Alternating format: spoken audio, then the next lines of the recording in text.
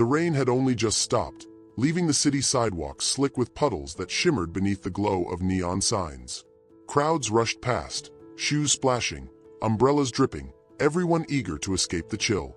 But at the edge of a storefront, sitting on the damp concrete, was a little girl. Her name was Emily. She was no older than 8. Her sweater was thin, sleeves stretched, clinging to her arms still damp from the storm. Her shoes were worn, one lace torn, and her small frame shivered against the night air. Most people didn't notice her. Some did, and chose to look away. To them she was invisible, just another face in the endless rush of the city. But Emily wasn't asking for money. She wasn't holding a sign. She had nothing in her hands except a small stuffed rabbit, its fur matted from the rain. Then, as a tall man in a dark suit strode past, Emily lifted her head. Her eyes, wide and desperate, caught his for the briefest second. She whispered something so small, so fragile, that at first he thought he imagined it. "Sir, can I have just one hug?" The man froze mid-step. Conversations around them hushed. A couple nearby glanced over, shocked. The air itself seemed to hold its breath. The girl's voice trembled as she repeated, "Just one hug." The man's hand tightened on his briefcase. He stood rooted in place, staring at this child on the wet pavement, unsure what to do. What could he possibly say to a request so pure and so haunting? And in that suspended moment, between his silence and her plea, something happened that would ripple far beyond this street corner, and eventually touch millions. If you think one small question can't change the world, stay with us. Emily's story proves otherwise. Emily hadn't always lived on the streets. There was a time, not long ago, when she had a bed of her own and a mother who kissed her goodnight. But life has a cruel way of shifting overnight. Her mother had fallen sick, an illness that drained what little money they had. Hospital visits, medicine they couldn't afford, nights spent waiting for answers that never came. And when her mother passed, Emily's world shattered. She had no father to turn to, no relatives willing to step in. Just an endless shuffle through shelters, where the beds were always full and the doors often closed. She tried to be brave. She carried her mother's stuffed rabbit everywhere, clutching it to her chest as though it could still carry her mother's warmth. But what Emily missed the most wasn't food. It wasn't clothes. It was touch. The feeling of someone wrapping their arms around her and telling her she was safe. At night, she would curl up in the corner of train stations, listening to the hum of footsteps, praying someone might notice her. People passed by with coffee in hand, scarves around their necks, but no one stopped. Emily wasn't loud. She didn't beg. She just waited. And the longer she waited, the more invisible she began to feel. That evening, as the rain poured down, Emily sat shivering under a store awning. She whispered to herself, remembering the words her mother once said, "One hug can make the world feel less heavy." So when she saw the tall man in the suit walking by, something inside her stirred. Maybe this time, she thought. Maybe this one person will see me. Her heart pounded as she looked up and whispered the words that had been living inside her chest for months. "Can I have just one hug?" For a long second, Daniel stood frozen. He wasn't a man used to being stopped in the street, much less by a child. His world was meetings, contracts, deadlines, moments carefully scheduled and controlled. But now, in the middle of a wet city sidewalk, he found himself staring at a pair of trembling eyes that refused to let him go. The briefcase in his hand felt heavier. His mind raced. What would people think? A businessman hugging a stranger's child? In public. He glanced around, aware of the stares. Some faces looked curious, others skeptical, a few even disapproving. He could just keep walking, pretend he hadn't heard. That would be easier. That would be safe. But then he noticed the stuffed rabbit in her arms. Its fur soaked, it seems fraying. Something about it stopped him. For the first time in years, Daniel felt a crack in the armor he had built around himself. He bent down slowly, setting the briefcase by his feet. Emily's small voice quivered again. "Please, just one hug." Daniel hesitated, his hands hovering awkwardly, and then, against every instinct telling him to move on, he opened his arms. The little girl didn't wait. She pressed herself against him, arms tight around his waist, as though she were afraid he might disappear if she let go. Her small body trembled, not just from the cold but from the weight of days without comfort. Daniel felt it, the shiver, the desperation, the need, and something inside him shifted. This wasn't a request for charity. It wasn't pity. It was a cry for human connection. Passers-by slowed, watching. A woman nearby covered her mouth, whispering to her friend. A man pulled out his phone, recording quietly, sensing this moment was different. Daniel stood there, holding a stranger's child in the rain-soaked city street, realizing he hadn't given a hug like this in years. And yet, it felt like he was the one being saved. But neither he nor Emily had any idea that this single act, this simple hug, was about to set off a chain of events that would ripple far beyond this corner. Daniel held Emily longer than he expected. Her tiny arms clung to him like a lifeline, and for the first time in years, he didn't want to let go. But the reality of the rain-soaked street pressed back in. She was shivering, her lips nearly blue, her sweater soaked through. "Come on," Daniel said gently, pulling back just enough to look her in the eyes.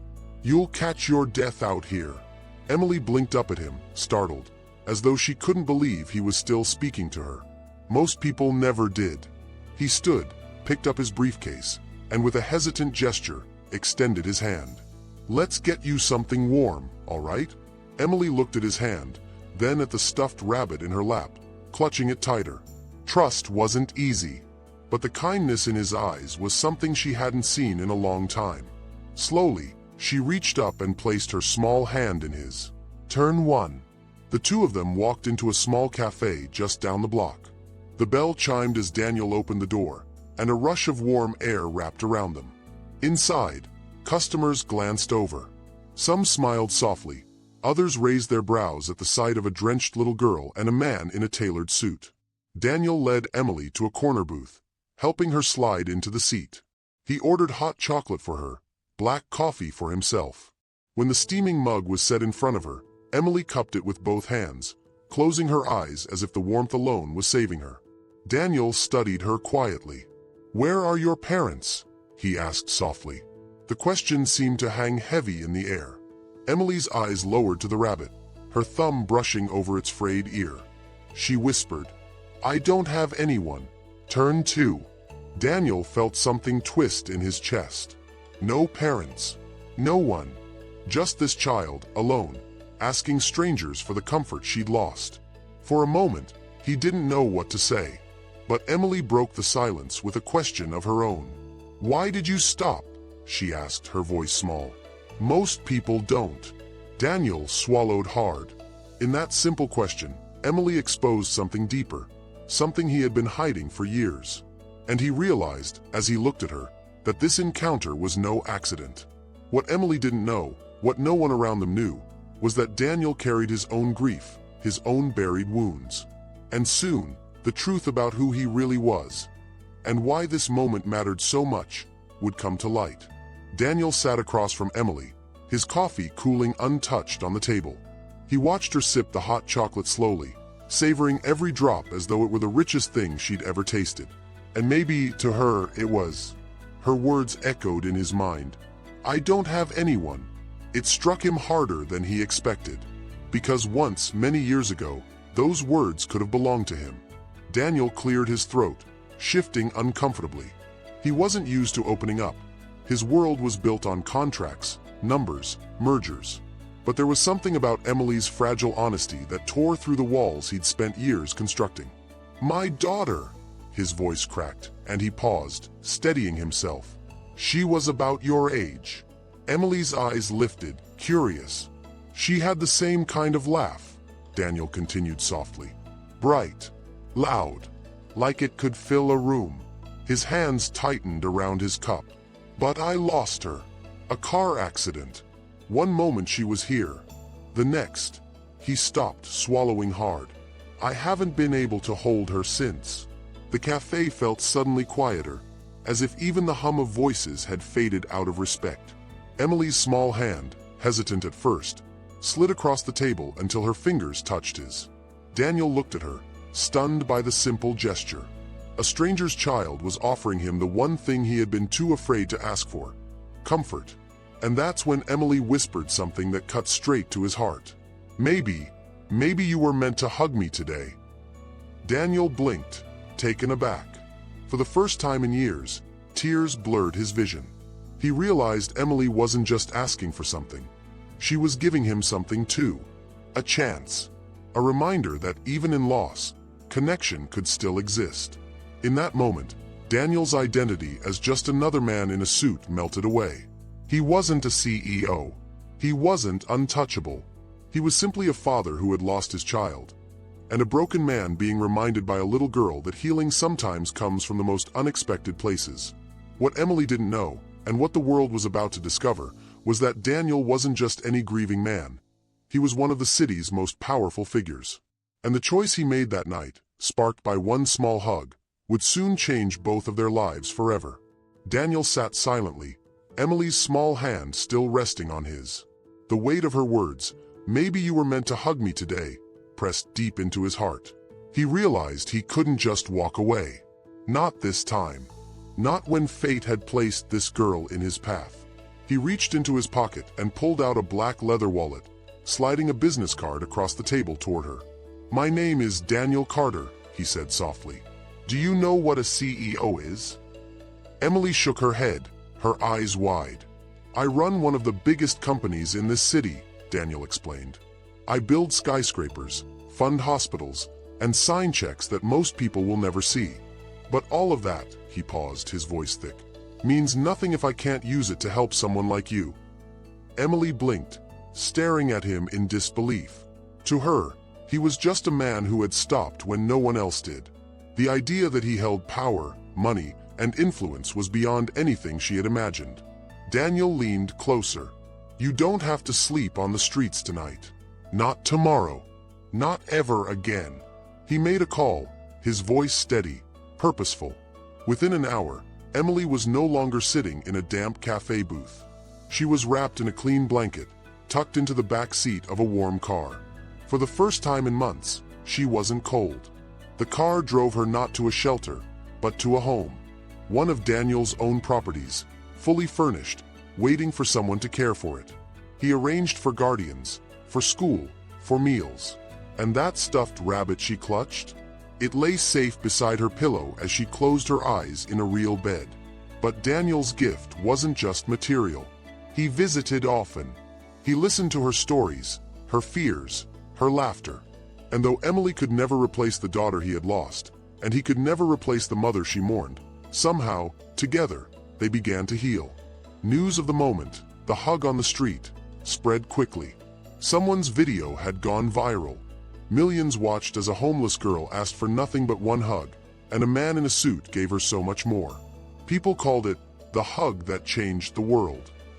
For Emily, it was the day she stopped being invisible. For Daniel, it was the day he remembered that power means nothing if it isn't used for good. And for everyone who watched, it was a reminder that sometimes the smallest request, the simplest act of love, can ignite the biggest change. If one hug could change Emily's entire life, imagine what the next story will do to yours. Don't just scroll away. Watch our playlist and let the next twist remind you why hope still matters. Keep the tears, the hope, and the lessons flowing. And if you believe stories like this deserve to be heard by millions more, hit subscribe right now and join our Soul Twist family. The next story might just be the one that changes you.